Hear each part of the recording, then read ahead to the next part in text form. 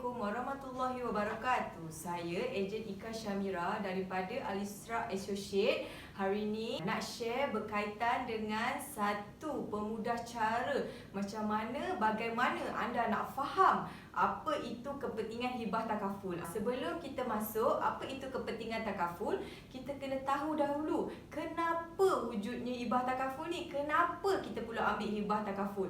Okey, di sini Jenika nak share salah satu pemudah cara yang dinamakan di kalangan kami, selalunya kami bagi nama cara ini adalah Magic Bill. InsyaAllah kepada semua anda akan senang untuk faham sebab benda ni sangat simple. So kalau boleh benda ni penting dan wajib untuk anda share kepada rakan-rakan anda, kepada semua kawan-kawan anda untuk tahu apa itu Magic Bill. Okay, so now kita masuk kepada kita punya topik hari ni. Okay, so sebagai contohnya, okay, kita tahu semua orang yang bekerja haruslah ada gaji, kan? Okay, so sekarang ni Ejen Ika cuba ambil contoh secara kebanyakan rakyat Malaysia bergaji RM3,000. Okay, so sekarang ni Ejen Ika ambil contoh RM3,000 lah sebab anda boleh try cuba untuk guna solusi ni dengan gaji anda sendiri. Contohnya gaji anda RM2,500 ke RM5,000 ke terpulang. So anda kena buat benda ni setiap bulan. Pastinya semua orang akan buat, kan, sebab kita nak tengok kewangan kita, lebihan kita, kekurangan kita setiap bulan supaya kita boleh manage lebih baik daripada bulan ke bulan untuk kita punya kewangan. Contohnya, okey, kita ambil situasi yang pertama. Gaji kita RM3,000. Of course lah, lepas kita dah penat kerja, kita dah hari-hari bekerja, keluar siang, keluar pagi, balik malam, keluar pagi, balik petang, kan? Okay, so kita dapat gaji RM3,000. Of course, gaji tu kita nak buat apa? Of course lah, dalam kehidupan ni kita pasti ada komitmen dan komitmen akan sentiasa bertambah dan bertambah. Okay, so dekat sini Jenika bagi contoh. Dekat sini kita bayar rumah. Yang pertama sekali, of course, kita akan fokus untuk bayar rumah. Tak kisahlah rumah sewa ataupun rumah yang memang kita beli. Kalau anda dah beli rumah, Alhamdulillah, sangat bagus. Tapi kalau anda masih menyewa, is okay. So rumah contohnya RM850 kena bayar. Okey, RM850 kita dah bayar rumah. Tak kisahlah rumah sewa ke, rumah sendiri ke, okey, kita bayar. Sebab kenapa kita bayar? Sebab kita nak stay duduk dekat rumah tu. Faham tak? Okey, kalau tu nanti kena halau, kan? Okey, so kita allocate simpanan sedikit RM200, mungkin dekat unit trust, mungkin dekat mana-mana bank. Okey, so kita bayar kereta juga RM600, bil utility RM200. Okey, bil ni contohnya Astro ke, Unify ke, Netflix ke. Okey, so kalau hutang ni RM500, contohnya macam PTN ke ataupun credit card ke. Okey, hutang yang wajib kena bayar. Okey, so ni barang dapur, maksudnya barang keperluan sebulan untuk kita makan, minum, untuk kita masak. Okey, RM300. Okey, nampak kat sini kan RM300.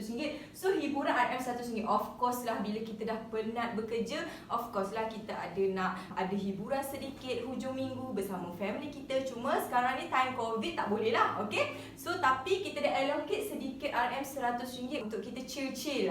Okey, so kesihatan RM250. Mungkin anda dah allocatekan RM250 bagi saya kata anak bini sakit ke ataupun memang dah siap-siap ambil medical card untuk mereka.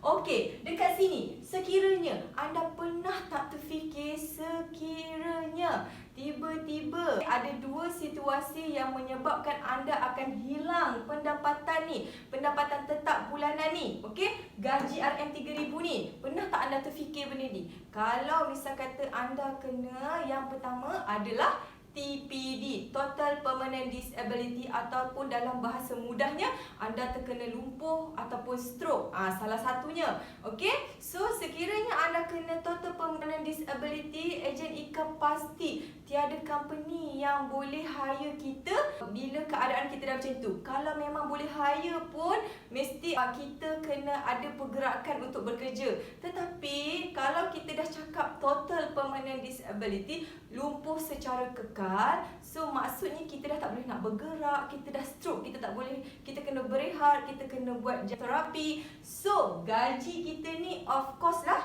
akan hilang ataupun kita dah padam. Okey. So situasi yang kedua ini paling penting yang ramai orang tak ambil kisah. Semua orang tahu benda ni, tapi kita cuba untuk tidak ambil tahu, iaitu mati. Okey, kematian. Sekiranya berlaku kematian dalam salah satu keluarga anda, yang pasti breadwinner lah. Breadwinner selalunya dalam keluarga adalah si suami pencari rezeki. Yes, dalam keluarga sekarang ni, zaman sekarang ni, dua-dua mencari rezeki. Jika pasti breadwinner adalah suami. Maksudnya ketua keluarga adalah suami. Suami yang keluarkan tenaga yang lebih untuk dapatkan mata pencarian. Okey? So, sekiranya berlakunya dua situasi ni, TPD dan kematian, adakah anda dah sediakan backup plan? Adakah anda dah cukup simpanan yang anda buat ni sebanyak RM200? Kadang-kadang orang simpan, kadang-kadang RM200 tu disimpan, kadang-kadang dia keluarkan balik. Benda tu tak tetap pun.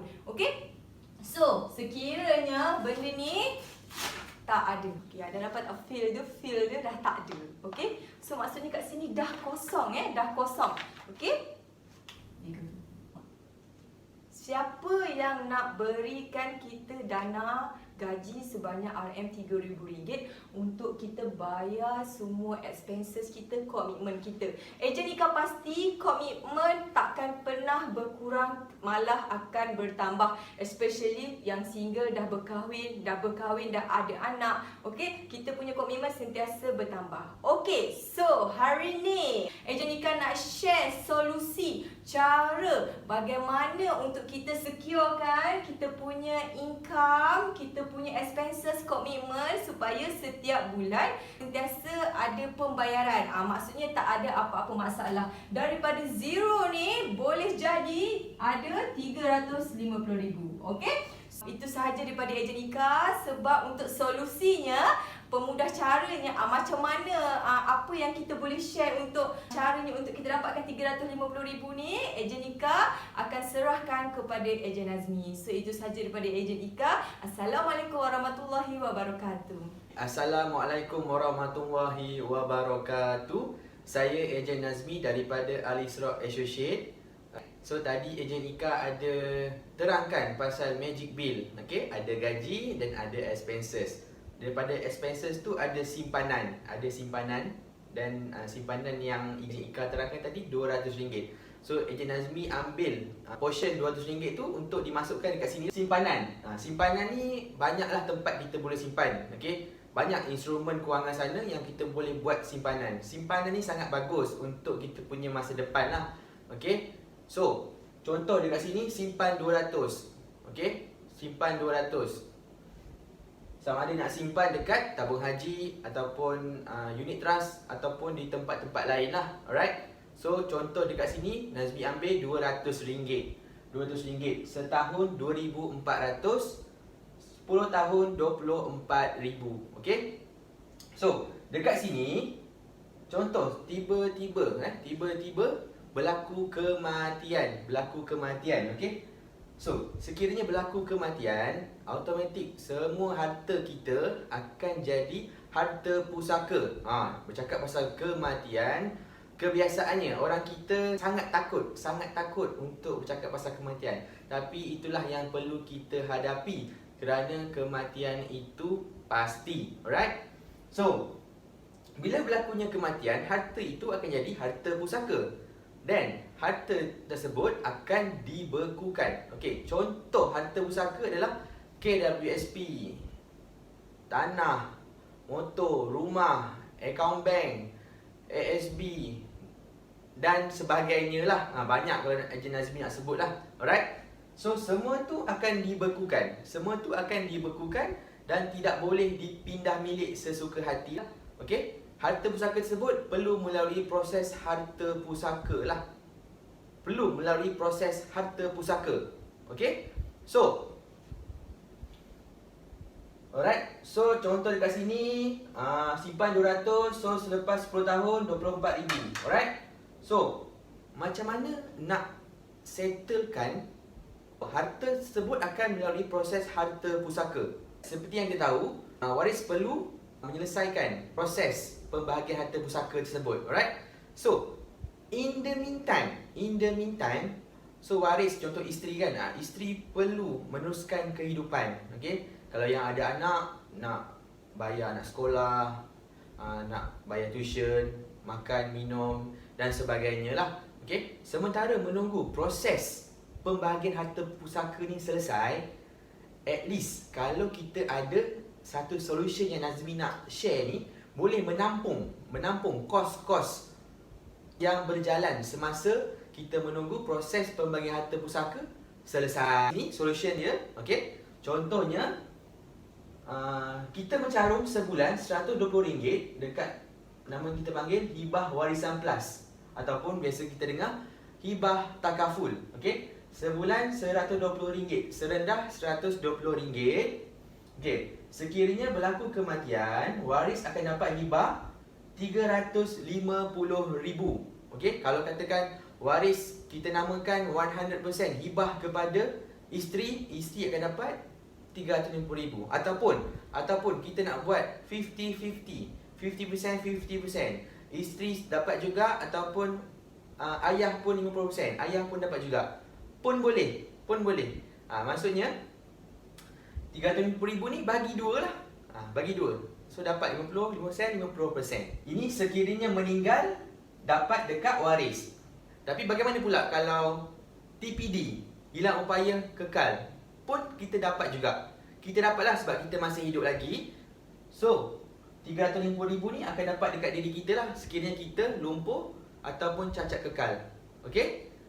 Sekiranya meninggal dunia bukan akibat kemalangan, so waris akan dapat RM350,000. Sekiranya meninggal dunia akibat kemalangan, so pampasan RM350,000 ni akan berganda dua. Okey, akan berganda kali dua lah. Total RM700,000. Sekiranya meninggal dunia akibat kemalangan yang berlaku di dalam pengangkutan awam, so kali 3. So jadi RM1,50,000. Okey. Sekiranya meninggal dunia akibat kemalangan di luar negara, so pampasan kematian akan kali 4. So total jadi 1.4 juta. Alright. So dekat sini jadinya hibah ni adalah satu dana kecemasan di mana sementara menunggu proses pembagian harta pusaka itu selesai, so at least waris yang masih hidup ni ada satu dana lah yang boleh dia gunakan untuk meneruskan kehidupan. Pada anda yang nak tahu maklumat lebih lanjut berkenaan dengan hibah takaful, boleh tekan link yang kami dah sediakan dekat bawah tu. Okey. So siapa cepat kami akan bantu dulu sebabnya bulan ini ada promosi hibah takaful. Siapa cepat kami akan bantu dulu. Alright? So semoga kita jumpa lagi di video yang akan datang. Assalamualaikum.